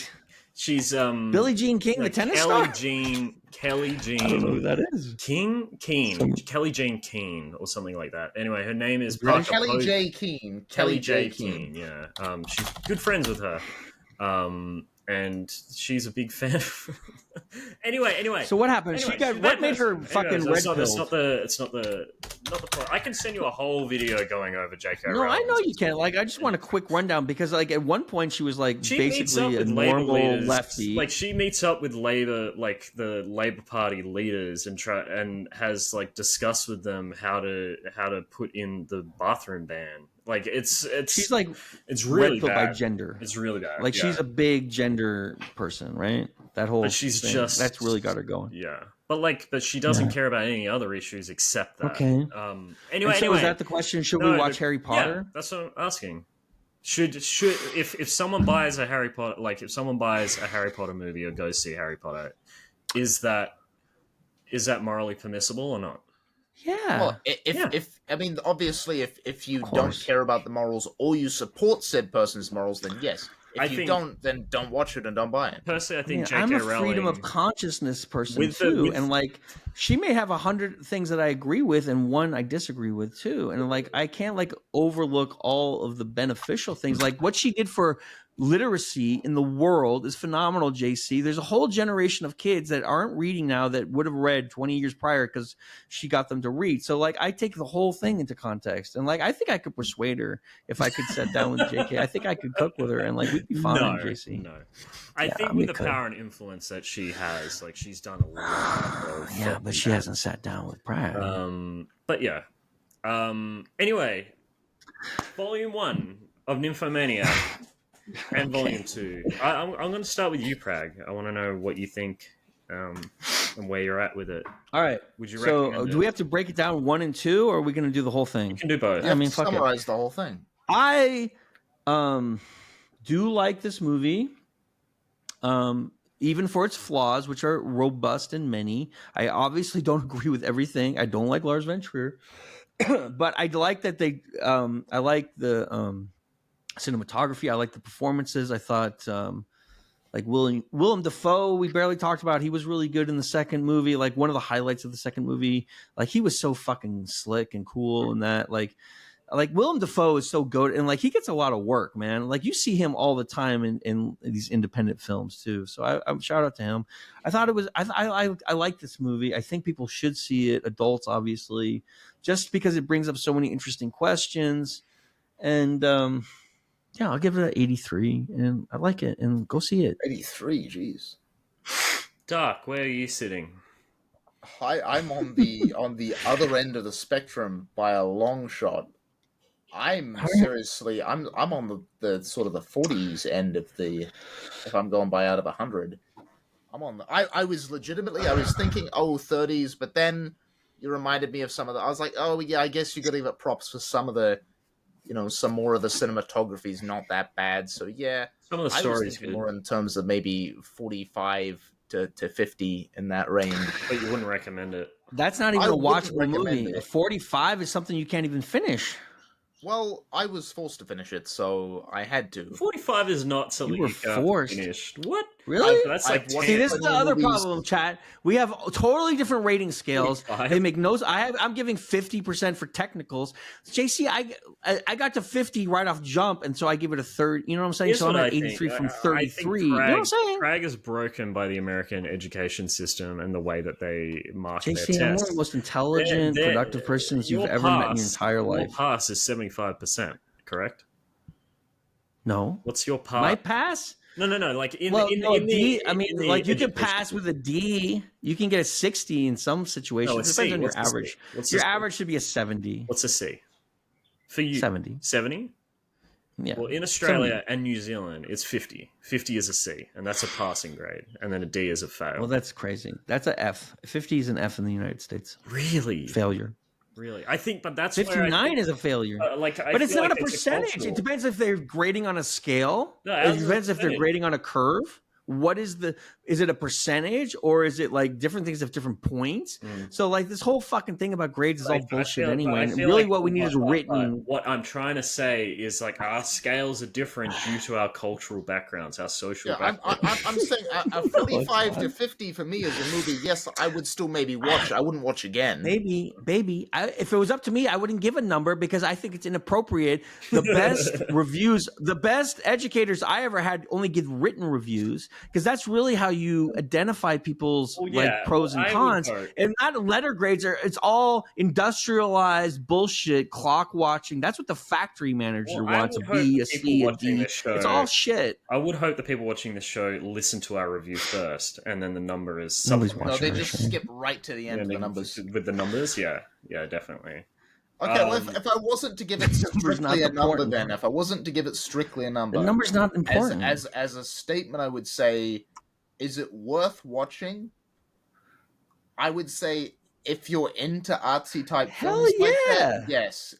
I wouldn't. You say gotta yeah, see this movie, I right? wouldn't say It's a so must-see. crazy. I would not say it's a must-see movie. Oh shit! We talked about it for 3 hours. Of course, it's an interesting movie to see. Hour 45, but so I felt like 4 to 7 hours.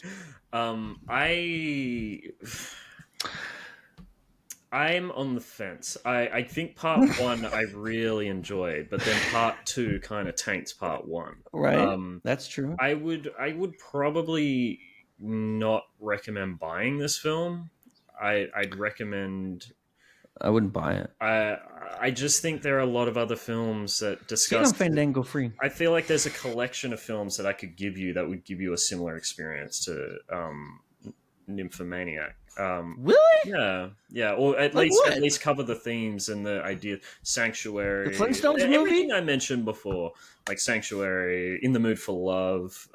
That doesn't cover nymphomania No. I'm talking about or sexual. I'm talking about if you grabbed a collection of order? films and gave them to someone, you'd get the same themes and ideas and experiences that you get watching. Did you have fun Maniac. watching this film, JC? no. Regardless of who made it, if you didn't know who made it, were you like No. engaged and like I was interested? engaged. Yeah, I wouldn't say I had fun watching it. I think there's Well, I there's mean, fun not that like we had in the wee, first.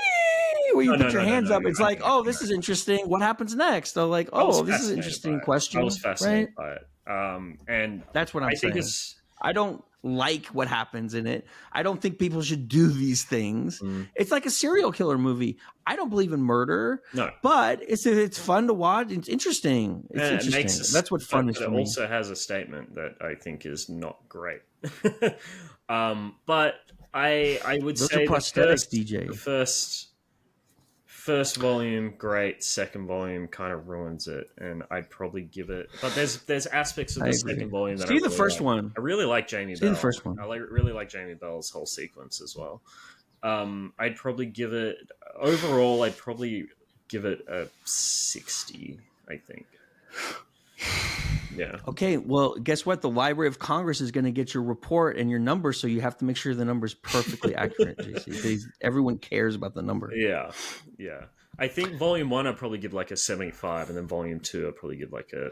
See this movie if you think that human sexuality is an interesting subject to talk about, and if you're mature enough to handle a big boy subject, because it's not for titillation, it's not for giggles, it's just like some really horrific things that happen in the real world. And like, I wish Lars Von Trier didn't make this. I wish somebody more interesting made it. There's other and it would have movies. been a better movie. There's other movies right? made about this stuff, you know? Not exactly, though. Not right? exactly, I don't but know. like there's a good collection that you could put together that Check kind it of... out. Also, watch this movie if you want to waste about 5 hours of your time. Maybe. Do you think people should watch the cut version? This is what I recommend. Watch the first volume, and if you're still in, watch the rest of it, because the real length is in the second part, and the second part's not that great, really. You're not going to miss too much. I don't think people should watch the cut version because, in my opinion, a movie... Less sensitive. It's not even about that. The movie also- was intended to be the uncut version. That was the cut director's version, intention. Yeah, the cut version also wasn't cut by Lars Von Fuck Lars Trier. Von Trier's intention. He's a wackadoodle. He We already sucks, but, established no, that. he sucks, No, it but should it's still his be movie. used. I So know, you're I get obviously it. trying to watch his Still be movie. used. Well, I always want to watch the longest version so I can get like a most accurate read of like the, me. I'm a big technicals guy, right? Like I'm here for like I am a sophisticated critic, and you guys are like in the shit, like looking at your shit and rubbing it on yourself, and you're like, oh, it smells, and I'm like, oh, art, like lighting, and like I'm a very sophisticated gentleman, right? Well, Do you have a number for it, Dark? Did you give it He a gave it number? I did. I 45. gave it a 45 to 50. I gave it a That's 60 crazy. all up. 45. I think you're just being obtuse, but like that's No, your I told you that's because your persona. Another big thing that meant this, like I said at the very beginning of this review, this movie was boring. It wasn't boring. find it boring. You could say it a lot was of fucking boring. things about this movie, but one thing it was not is I boring. didn't It find was it boring. Yeah. For me, I'm saying JC, for what- me, it was Yeah. boring. What are you That's saying? fair enough. Yes? No, I didn't find it boring. I found it interesting from start to There's finish. nothing boring. It's boring people watching an interesting thing, but there's no boring things. No, it's right? some He things found are it boring boring. to No, certain because your Yeah. brain wasn't creating enough thought because you're not interesting, right? So you weren't Whoa, analyzing it in real time. Whoa, you can't just say he's not interesting. What? Well, that's No, what I but- like. My dad told me when I was very young. There's no His experience is boring valid, things. There's right? only boring people, and he But was it's like, right. it's like if I don't like tennis, I'm not a big tennis fan, and I watch a movie about tennis. To me, it's boring. JC loves tennis. He watches a tennis film. He's gonna be like, "Oh, this is interesting." Yeah, well, You don't like sex. yeah, but I've seen tennis films that I did find. No, I don't like particularly overly philosophical dramas. That's fair enough. That's his The thing prerogative. is, I like philosophy. I like dramas. But when it's a 5-hour philosophical drama on the basis of sexuality, Well, let me also That's tell the boring. audience, like, the reason Dark's here is because Time Goes to Waste is in El Salvador, and he's doing a life prison sentence at the facility down there. He's in a group called Trende Avocado, and this is a secret militia that was in the U.S., and they were interspersed amongst the general population. And so we're trying to get him out, but it's probably not going to work. So in the interim, Dark had to fill in, and we dropped on him a 5-hour film at the last minute. So, like, I want to thank Dark for like holding down and like watching it. Like, it's a long fucking thing, and like I understand. And bro. also, like, we needed someone. if somebody, We needed someone who had like a lot of experience with this kind of thing. So I don't have a lot I of feel like experience. There's no I feel boring like things, He DJ. brought a lot to the table in terms of I've that. never been There was a bored. whole sequence where you were discussing like the highs and lows and the the really interesting stuff. And I think you added a lot to this conversation, Dark. So I'm really glad you were here. He's our only official host, backup host. Like if one of the quarterbacks gets injured, backup host. well, yeah, because if I can't make it or JC or Time can't make it, I call Dark Bmx. He doesn't want to be. Why not? That's a very prestigious role. That's the fourth grandma. No, because Time tried to say that to me once. Oh, you're the fourth grandma. Let's make a fourth grandma. Yeah. Like, that's not my show.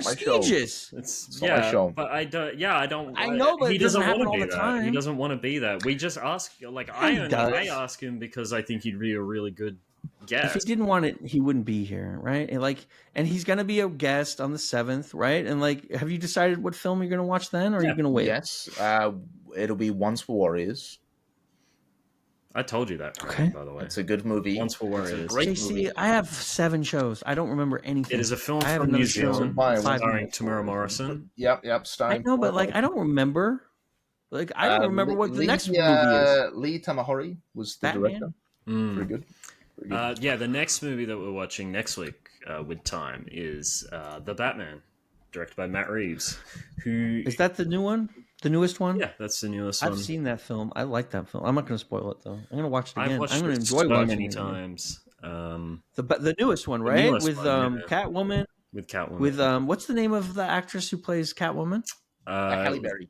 No, Kravitz's daughter. Yeah, what is her Zoe name? Kravitz.